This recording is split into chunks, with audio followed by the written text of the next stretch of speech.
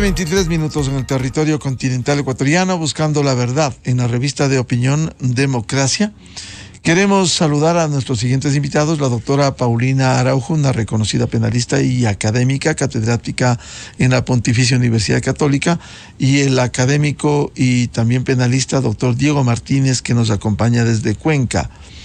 ¿Qué cambios necesita la justicia ecuatoriana? Realmente el país mira absorto cómo ciertos jueces, no se puede generalizar, pero esa es la imagen de la función judicial, ciertos jueces han venido actuando, algunos reincidiendo en el abuso de las medidas jurisdiccionales, las medidas constitucionales, habeas corpus, medida cautelar, acción de protección, en favor de delincuentes que han sido, y se dice delincuentes porque han tenido sentencia condenatoria ejecutoriada y que han estado pagando sus penas por sus delitos en las cárceles del país. Se les da estas medidas constitucionales e incluso quisiera citar el caso de haber determinado un juez del cantón Balsas, provincia del Oro, el haber pretendido echar abajo la sentencia de última instancia de septiembre del 2020 en el caso de corrupción, sobornos 2012-2016, en donde se determinó la pérdida de las pensiones vitalicias del expresidente de la República que está prófugo, y en el caso del juez de Balsas, el disponer que se le devuelva la pensión a Jorge Glass, ex vicepresidente de la República, cuya sentencia no ha sido ni revisada ni borrada. La sentencia está ejecutoriada y está allí. Y pese a la disposición de esta sentencia, el último dictamen que dieron los jueces David Hacho Chicaiza, Vilman Terán Carrillo, el actual presidente del Consejo de la Judicatura, y Dirza Muñoz Borrero, jueces nacionales, con el dictamen del miércoles 23 de septiembre del 2020 a las 12:55, en donde se determinó la pérdida de estas pensiones vitalicias. Viene este juez ordinario, y dice, se echa abajo lo que dictaminaron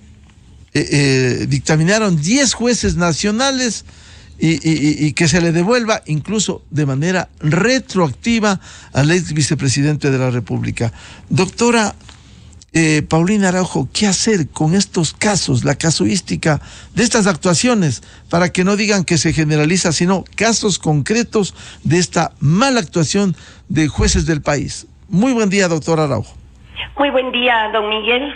Muchísimas gracias por la invitación. Un saludo a toda la audiencia de Radio Democracia. Bueno, ¿qué hacer? Primero tenemos ya identificado el problema. El problema, obviamente, ¿en qué deriva? En que la sociedad tiende a generalizar, por malos jueces, se tiende a generalizar que toda la función judicial no responde al bien común, sino que responde a intereses particulares de gente que quiere torcer la justicia, ¿sí? Esta situación de juzgadores que han trastocado todo podría tener varios escenarios, ¿sí? Porque la pregunta es, ¿por qué hacen eso? ¿Por qué, si ya hay una decisión, por ejemplo en el ámbito penal, que ya está en firme, por qué toman una decisión no amparada en las normas y botan todo abajo? ¿Sí? Y se cubren con el velo de ser juzgadores constitucionales que incluso no pueden cometer el delito de prevaricato, cosa que también la Corte Constitucional sigue sin revisar o cambiar. Entonces, con este escenario, usted puede tener estos juzgadores, que sea por corrupción, que reciben dinero o piden dinero para dar los fallos, sea también porque esos juzgadores, y no descartemos, estén siendo amenazados.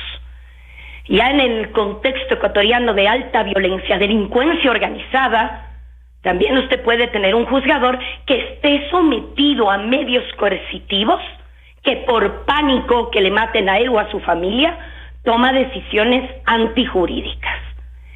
Y también no podemos descartar que existan jueces que desconocen la materia en la que van a resolver. Sea por amenazas, por corrupción, por ignorancia o miedo, estamos ante un contexto muy delicado, porque ya no podemos tener una confianza generalizada que ante una mala conducta efectivamente se va a hacer justicia, porque al parecer ya el ámbito del derecho penal no es suficiente porque llegará el ámbito constitucional y legalmente aplicado para que el derecho penal pierda vigencia. Y no se olvide también, porque el Ecuador tiene también la mala costumbre histórica de tener ya un proceso, tener condena, y luego también llega la Asamblea Nacional a dar amnistías. Esos perdones y olvidos que dejan, obviamente, en la impunidad delitos complicados, ¿no? Delitos que han sido de afectación general. En el caso de la retroactividad de pagos al ingeniero Jorge Glass, ya la verdad es que uno ya se queda sin un argumento jurídico, al menos como para intentar comprender por qué lo hicieron. Usted conoce, la ciudadanía conoce, mi criterio era que al señor ni siquiera se le aplicaba beneficios penitenciarios para que salga libre. Pero ya que le aplicaron el beneficio penitenciario, porque supuestamente cumplió un porcentaje de la pena, se olvidaron esos jueces que la pena de él no solo era de cárcel, sino también que tenía que pagar reparación integral. Así como vieron un porcentaje de lo que estuvo preso, tenían que ver un porcentaje mínimo de dinero que al menos haya devuelto al Estado ecuatoriano. Ahí sí no. Ahí sí los jueces no toman todo el contexto de la sanción y el supuesto porcentaje de cumplimiento de pena. ¿Y cuál es la sensación que nos queda? Se está favoreciendo a quien se ha burlado del país. Y termino con otra idea. ¿Se avisora algún cambio, no sé, desde el órgano principal de administración de la función judicial, que es el Consejo de la Judicatura? Yo me atrevería a decirle que no, porque entre una postura muy mediática de una presidencia que busca demostrar que supuestamente con la elocuencia de magnos discursos cambia esta paupérrima situación, nos damos cuenta que no llegamos a ningún lado, y cada día salta alguna habeas corpus, alguna medida cautelar constitucional que prácticamente desmerece todo el trabajo de los órganos de justicia cuando actuaron bien. O también puede tener órganos de justicia que cuando la policía actúa bien no ejecutan toda la normativa penal para que se haga justicia, ¿no? Doctora Paulina Araujo, por tanto, ¿qué debiera hacerse? Porque en verdad escuchamos los discursos, la prepotencia de los cambios, la demanda de más recursos. ¿Por qué no depurar a la función judicial a fin de que no existan estos casos, por aislados que sean, que dañan la imagen de la función judicial? Mira, aquí lo ideal sería prevenir que ese tipo de personas que van a desmerecer la delicada tarea de la justicia ni siquiera lleguen a ser jueces. Porque a veces en el Ecuador somos muy reactivos. Por ejemplo, se cree que ya cuando han dado la decisión pésima y que ha destrozado todo el sentido de justicia, basta con suspenderle o incluso separarle de la función judicial, ya cuando hicieron el daño. Lo ideal sería que quienes accedan a la carrera jurisdiccional, entiéndase, sean jueces, quienes accedan también a la Fiscalía General del Estado, sean los mejores profesionales con buenos conocimientos, pulcros, honestos y también valientes, ¿no? Porque para administrar justicia siempre va a haber alguien que no le guste la decisión que tome un juzgador. Y para eso los juzgadores tienen que ser gente valiente, que se arriesguen a aplicar la ley sin importar lo que ocurra. Por tanto, el Estado también tendrá que brindar seguridad a aquellos jueces correctos que van a tomar decisiones que les pueden poner en riesgo su vida también. Usted, ante esto, ¿cree que el Consejo de la Judicatura está preocupado por esto? Preventivamente, tener quienes accedan a la función judicial con garantía mínima que los criterios que vengan sí sean criterios jurídicos y apegados a la norma? Me atrevería a decirle que no. Se justificarán diciendo es que hay que seguir un proceso, ya lo suspendimos, tranquilo, ya vamos, todo es reactivo, cuando el daño se lo sigue haciendo permanentemente. Me pude revisar en una nota periodística muy interesante de Primicias que en 5 años, entre 2018 y 2022, el trámite de acciones de protección y habeas corpus ha subido un 200%. Y eso no está mal, porque las garantías jurisdiccionales amparan a la gente a la cual se les ha violado derechos, pero lamentablemente también se ha abusado de estas garantías. Pero también, y permítame que se lo diga don Miguel, no solo el problema está en jueces, fiscales o el sistema de justicia integralmente hablando, también en los abogados en libre ejercicio, porque nosotros también somos parte de la justicia, porque atrás de una mala decisión hay un colega abogado que se atrevió a activar la tutela judicial efectiva de alguien y entrar en el juego del sistema. Nosotros los abogados también tenemos que ejercer la profesión con ética, coadyuvando a la justicia, no para distorsionarla. Yo pienso que al menos algo de esperanza hay cuando somos docentes, intentamos inculcar valores obviamente apegados a la normativa, pero también a la ética. Esperar que a futuro quienes integren la función judicial como abogados, como jueces, como fiscales, lo hagan de una manera correcta, porque un país que ya no tiene confianza en la justicia está perdido, porque no hay un espacio limpio y libre para solventar los conflictos sociales. Así de grave es tener un aparato de justicia que no brinde confianza. Y ya no nos valen discursos. O sea, ya les digo, ahora hemos pasado a un sistema en que la personificación de un presidente tremendamente mediático que cree hacernos ver que esto va a cambiar con la varita mágica, no creo que haya una verdadera voluntad de que la justicia está al servicio de todos, sino que por casos concretos que vemos cada vez más, la justicia está a favor de los poderosos. Bien, quiero dar la bienvenida al doctor Diego Martínez, académico y penalista, nos acompaña desde Cuenca. Doctor Martínez, ¿qué cambios necesita la justicia en estas condiciones que daña la imagen? Hoy empeñado el presidente del Consejo de la Judicatura en reclamar más recursos. Por cierto, es importante dotar de recursos a la función judicial, pero ¿para qué? La pregunta es ¿para qué? Si el Ministerio de Finanzas dice que ha habido ineficiencia en el gasto, no hay calidad del gasto, hay excesos en el tema burocrático, y sin embargo se sigue con eso. En lugar, como bien decía la doctora Paulina Araujo, aquí debiera haber cambios sustanciales que permitan depurar a la función judicial para que no haya estos malos jueces que dañan la imagen y que dictaminan incluso con abuso de las medidas constitucionales. Muy buen día. Buenos días, Miguel. Buenos días a todos quienes nos escuchan. Primero, muchas gracias por la invitación. Voy a tomar lo que dijo en su primer momento la doctora Araujo. Si bien son casos aislados de los jueces, yo considero que el tema de la situación en la que vive nuestro país, hablando no solo de tema de seguridad que va de la mano, sino del tema de la función judicial, en realidad, Miguel, es indignante, por decirlo menos. Indignante, ¿por qué? Porque yo acá veo una vía de doble impunidad. No solo impunidad de aquellas personas que quedan en libertad, ya sea ¿por qué? Porque no se dictan las prisiones preventivas o porque efectivamente se ha dado un mal uso y un abuso de las garantías jurisdiccionales. Sino adicionalmente tenemos esta doble impunidad. ¿Por qué? Porque la impunidad de los jueces es impresionante.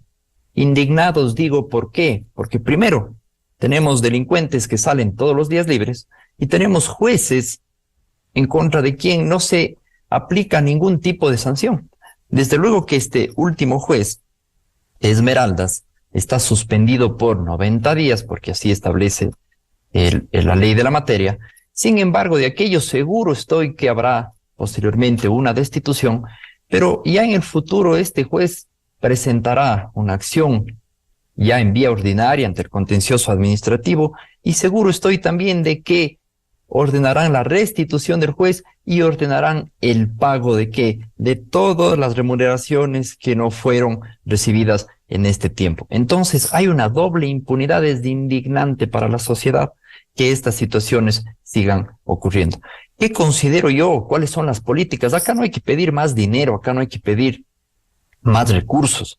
Acá lo que se debe realizar, y de forma urgente, es una reestructuración completa de la función judicial. El Consejo de la Judicatura tiene un problema estructural frente a quién, frente a los jueces del país. Hay que depurar la función judicial. Hay que iniciar depurando, y como dijo la doctora Araujo, principalmente hay que empezar depurando por los jueces de primer nivel. Luego tenemos que comenzar a depurar los jueces de las cortes provinciales y ver efectivamente aquellos profesionales que tengan una probidad manifiesta para que ocupen estos puestos. Claro, tenemos también una situación bastante compleja que también tocó la doctora Araujo. ¿Existen jueces que tienen miedo? Sí, desde luego que tienen miedo, pero yo más bien veo ahí un tema muy importante y que también agrava la situación. Es una corrupción de los jueces que ha sobrepasado todos los límites. Yo creo que ahí es importante incluso que actúe hasta la UAFE. Es necesario investigar los patrimonios de los jueces y de sus allegados. ¿Por qué? Porque a pretexto también de miedo, de extorsiones a los jueces, estamos frente a ¿qué? A una corrupción indiscriminada. Entonces, yo considero que es necesario, como dije hace un momento, depurar la función judicial. ¿Qué le tomará al Consejo de la Judicatura, qué sé yo, unos 6, 8 meses esta depuración? No sé exactamente cuántos jueces habrá en el país, pero es necesario. Y tocando el tema de las garantías jurisdiccionales, nuevamente es aberrante, por decirlo menos, cómo se está realizando este tipo de acciones. Y efectivamente, también compartiendo lo que dice la doctora Araujo, es necesario que también los profesionales del derecho, quienes ejercemos el derecho en materias penales, en materias de garantías jurisdiccionales, también vayamos de la mano de la justicia y no presentemos acciones como si esto fuera una lotería. Entonces la situación es compleja, insisto, hay que hacer y es necesaria una depuración en la función judicial. ¿Cómo hacer esto? Incluso lo que usted dice, doctor Martínez, investigar los patrimonios de los jueces, porque ¿cuál ha sido la dinámica? Jueces que actúan abusando de las garantías constitucionales, les suspenden, en el peor de los casos les destituyen y, como usted bien decía, van al tribunal contencioso y después les retornan. Y ahí hay casuística, el caso de la jueza Collantes, para citar uno de tantos, que vuelven al cargo y hay que pagarles retroactivo. Pero el problema es que no se hace eso. Un juez, o por intimidación o por presunta corrupción, por presuntas coimas, simplemente le destituyan, se va a su casa y tranquilamente no rinde cuentas a nadie, y si cometió un acto de corrupción simplemente se va a descansar o a disfrutar del cargo que ejerciera. ¿Cómo actuar para que esto no quede algo que es denominador común en el Ecuador, doctor Martínez? La impunidad. Insisto, Miguel, en que es necesario que el Consejo de la Judicatura actúe. Y no solo activando los sumarios administrativos, no solo activando las suspensiones y posterior destitución, sino es completamente necesaria la reestructuración del Consejo de la Judicatura, hablando de qué, de la depuración de la función judicial. Es necesario porque, insisto, tenemos jueces, desde luego, tenemos jueces conocedores, tenemos jueces que aplican bien el derecho, pero también tenemos todos estos jueces que incluso han entrado a empujones, han entrado por ahí por situaciones de la misma corrupción. Entonces es necesaria esta depuración, es urgente. Incluso vemos lo que le decía hace un momento, esta doble impunidad, impunidad para los delincuentes, impunidad para los jueces. Es necesaria esta depuración y desde luego investigar los patrimonios de los jueces. No puede ser posible, Miguel, que a pretexto de extorsiones, que a pretexto de amenazas a sus familiares, tengamos delincuentes que luego de que a Fiscalía y Policía, incluso ahora últimamente en Esmeraldas las Fuerzas Armadas, hagan su trabajo para ubicar, para aprender a X ciudadano, a X delincuente, y enseguida, luego de pasar la audiencia de flagrancia, esta persona quede en libertad. ¿Por qué? Porque el juez considera que no fue necesario y le dicta medidas no privativas de libertad, es decir, medidas alternativas a la prisión preventiva. Entonces, insisto, es necesario la depuración de la función judicial, es necesario evaluar a estos jueces, pues y el juez que no sea probo, el juez que tenga visos de que ha existido en algún proceso de corrupción, pues deberá ser destituido y desde luego, esa destitución tiene que ser firme y luego posterior, cuando esta persona presente su acción ordinaria ante el contencioso administrativo, también existan jueces probos en ese momento. ¿Para qué? Para que no den paso a esos caprichos, a esos chantajes de que vuelvan y, a más de volver, tengan que incluso pagarse aquellas remuneraciones que no han sido recibidas durante todo este tiempo de la suspensión y desde luego de la destitución. Doctora Paulina Araujo, ¿usted comparte la necesidad de que haya una depuración en la función judicial, que se aplique lo que dice el código, las leyes, que haya jueces con probidad notoria y que también haya una reorganización del órgano administrativo y disciplinario, el Consejo Nacional de la Judicatura? El problema de nuestro país no es de normas. Normas tenemos. Los propósitos, finalidades que tendría que cumplir el Consejo de la Judicatura están totalmente delimitados, están con total claridad. El problema es que no los aplican. Se cree que con dar discursos, perdón que sea reiterativa en esto, pero sí estamos en un momento de un Consejo de la Judicatura en el cual se ha marcado una línea prácticamente del discurso ficticio o llamativo, como tratar de hacer ver que mientras más teatral sea una intervención, va a haber mayor control disciplinario y administrativo dentro de la función judicial, lo cual es obvio que no es así. Ahora, una reestructuración, y que va de la mano con lo que dijo el doctor Martínez, es necesario evaluar de manera urgente. Hay que ver cómo van a evaluar, porque dentro de evaluaciones el Ecuador también ha tenido pésimas experiencias. Exámenes que no responden realmente a los conocimientos que se espera como mínimos tengan los órganos de justicia. Luego le ponen unas pruebas psicológicas que nadie sabe finalmente cómo van a ser aplicadas ni quiénes las llevan adelante de manera satisfactoria y quiénes no. Y al día de hoy, más allá de reestructurar, también hay ya normas que exigen que se aplique el principio de justicia abierta. ¿Qué quiere decir esto? Que ya dejemos a un lado salas de audiencia o jueces que puedan hacer lo que les venga en gana sin que estén sometidos al escrutinio público. Es necesario, ahora ya hay los medios tecnológicos para que toda la ciudadanía pueda observar cómo se está administrando justicia en el Ecuador.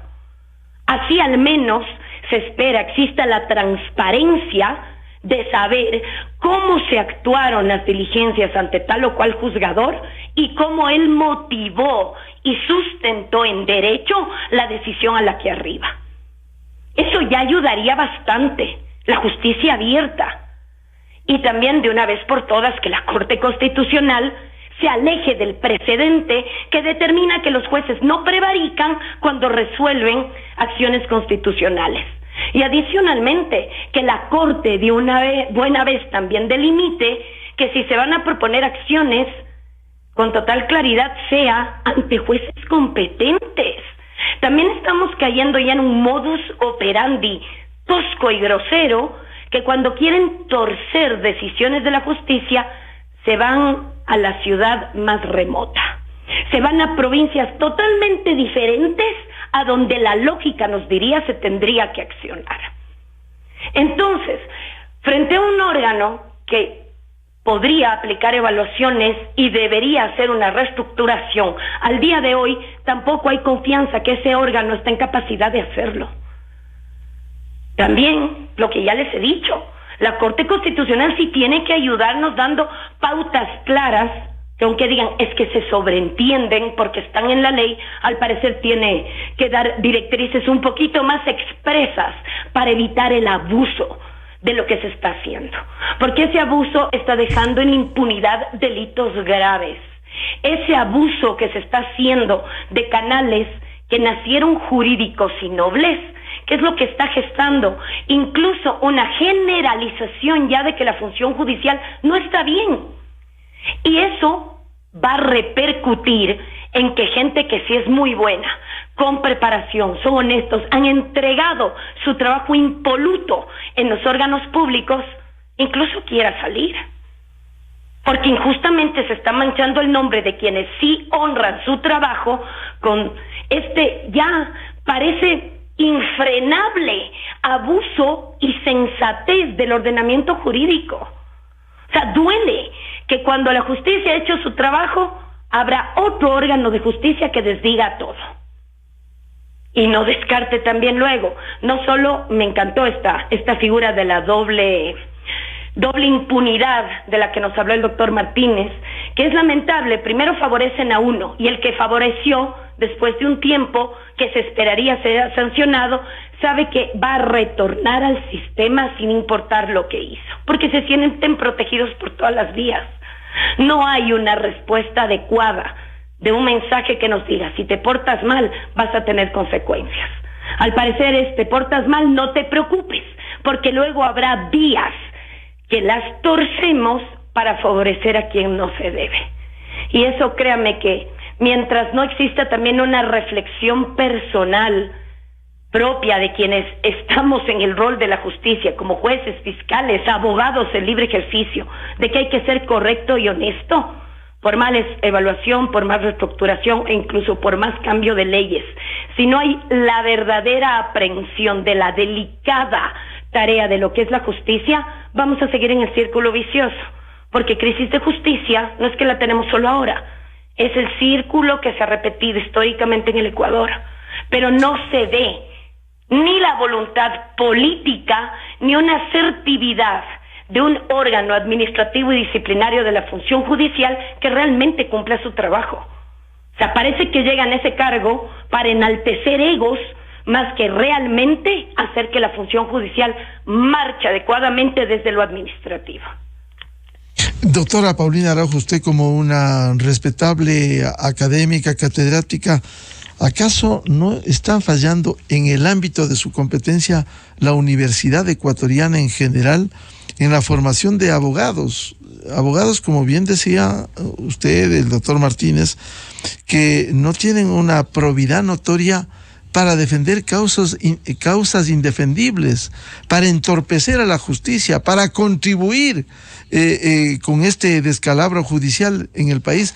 ¿No cabe mejorar o revisar la formación deontológica, mejorar la formación de los abogados? Yo creo que hay que hacerlo. Yo le puedo hablar desde mi punto de vista personal. Todos los días me levanto con esperanza por educar, no solo en derecho penal, sino intentar, con ejemplo de que sí se puede litigar limpiamente, motivar a que no, la vía chueca no es la ideal, porque destroza el sistema de justicia. Pero hay algo con la formación universitaria.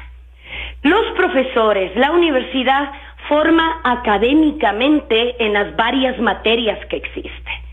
Pero no podemos ir más allá a cómo la persona concibe el mundo, a cómo la persona actúa. No entramos a quitar libertades a cómo la gente podría actuar ante tal o cual dilema al que se enfrente. Porque los valores, la honestidad, la rectitud, el respeto a los demás, el principio de igualdad y la justicia vienen incluso de formación de casa. La universidad intenta dar herramientas académicas de formación intelectual y sí, también motivar al respeto ético de tal o cual profesión. Pero si esa persona no tiene valores, no tiene decencia, no tiene honestidad para poner en práctica los conocimientos que adquiere en la universidad, créanme que no podemos controlar ese aspecto. De ahí la importancia de la educación ya no solo universitaria, sino una educación mucho más integral. Tener ciudadanos con título, sin título, comprometidos por un país que salga adelante, que cada ecuatoriano sepa que hay que ser correcto, que se erradique la, entre comillas, viveza, que le llaman la criolla, de creer que son muy inteligentes, justo por lo contrario, de evadir lo que dice la normativa. Y usted ve eso cada vez más, se sigue no desterrando, sino enraizando, que viene como un cúmulo, que hay días en los que uno ya pierde totalmente la cordura al ver decisiones que se están adoptando en el ámbito de la justicia. Estamos ante un momento en decisiones totalmente inverosímiles, porque es día tras día personas que se ha demostrado ya jurídicamente el daño que han hecho. Luego esas personas fungen de víctimas y son resarcidas. O sea, ya es un contrasentido, y ya le digo, es estructuralmente lo que está ocurriendo. Intentamos hacer lo que más podemos desde la academia, pero si las personas no vienen con valores y principios del bien común, de pensar en país, por más educación brillante que usted dé, no va a obtener, obviamente, un resultado bueno. Doctor Diego Martínez, ¿cómo depurar a la justicia? ¿Qué hacer con este Consejo de la Judicatura que, como bien se ha dicho esta mañana, expuesto solo mediáticamente, sin sustento, con prepotencia, en lugar de ser reactivos, sino proactivos para depurar a la función judicial?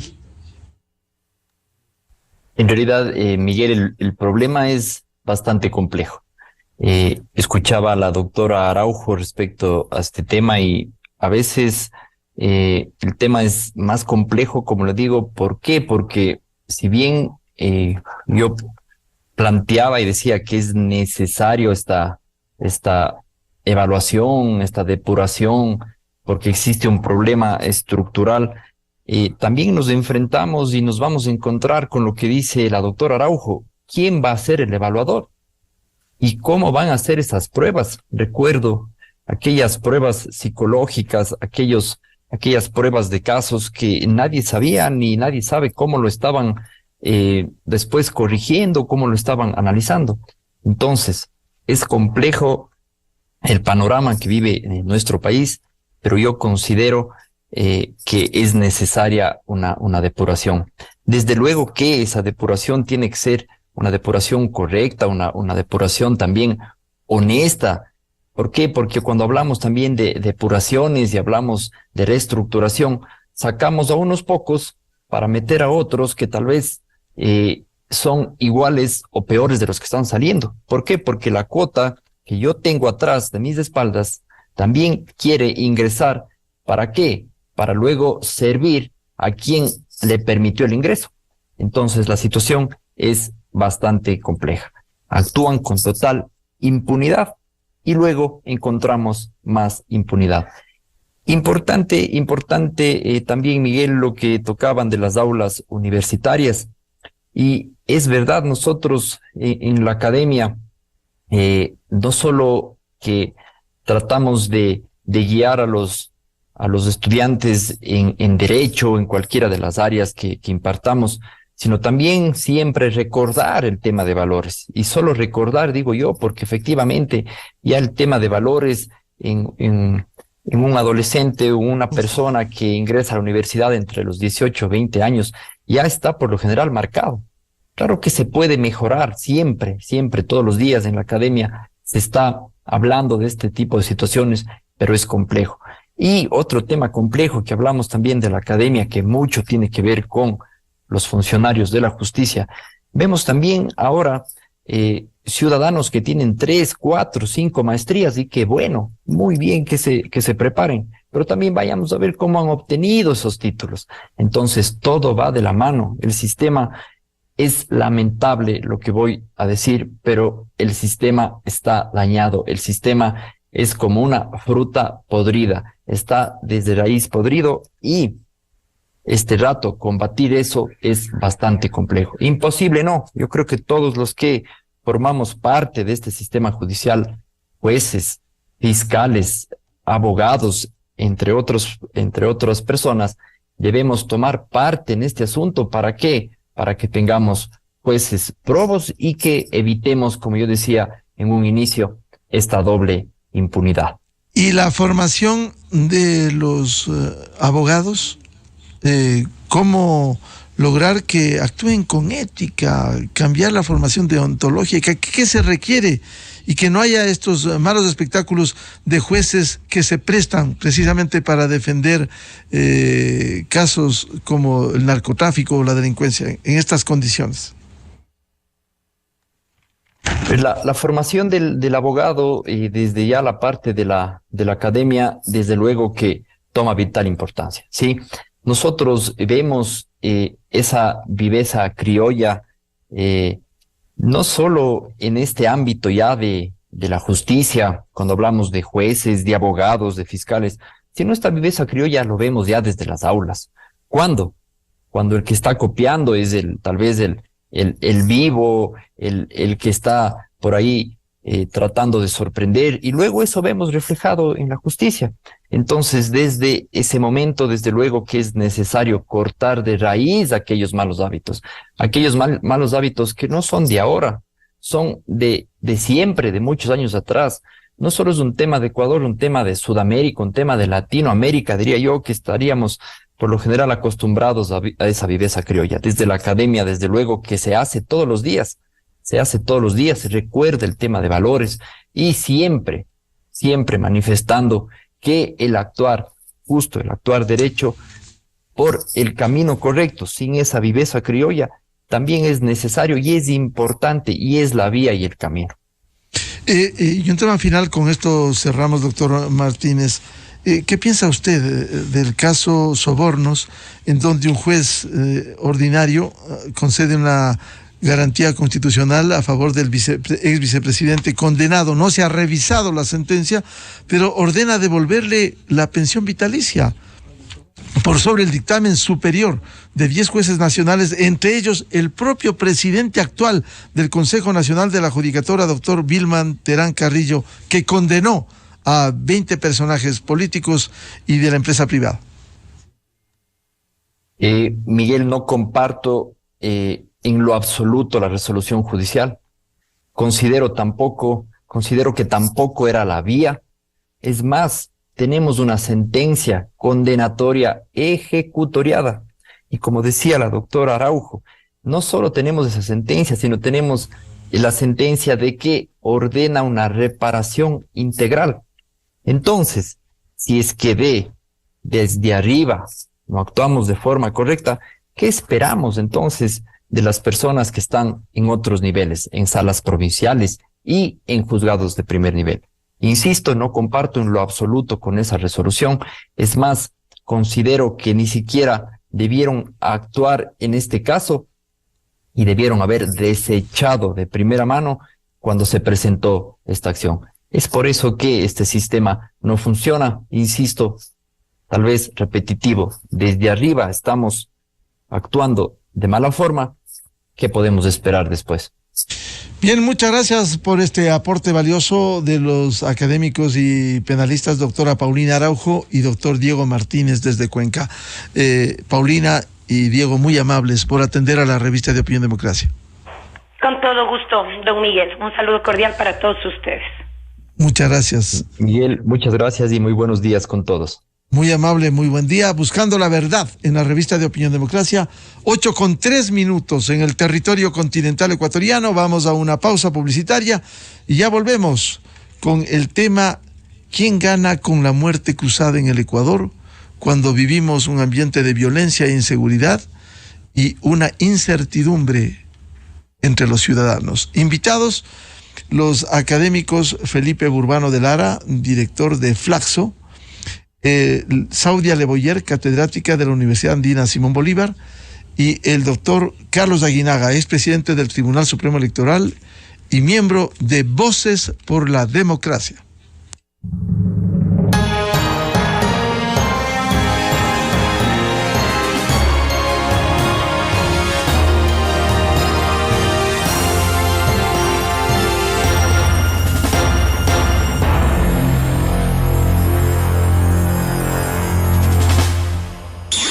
Miguel Rivadeneira en la revista de Opinión Democracia.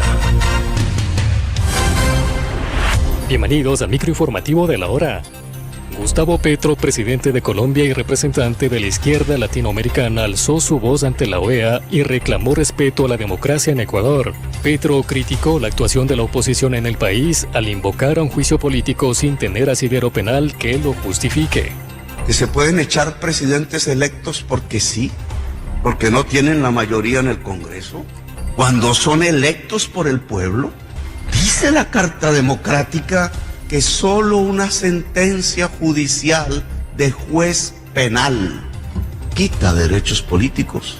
Entonces, ¿por qué le están quitando derechos políticos al pueblo si no hay sentencia judicial?